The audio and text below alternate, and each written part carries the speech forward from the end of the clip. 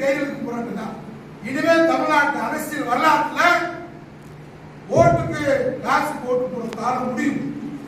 இந்த கால வரையில முடிய போகுது. ஒரு வருஷம் காசை வாங்கிட்டு ஒரே ஒரு வாங்கிட்டு வாழ்நாள் கூட அவனுக்கு அடிமையா இருக்கும். அந்த கலாச்சாரத்தை மாற்ற வேண்டும். காலிகளும் கலாச்சாரத்தை மாற்றலாம். கொள்கைவாதிகளா வாழணும்.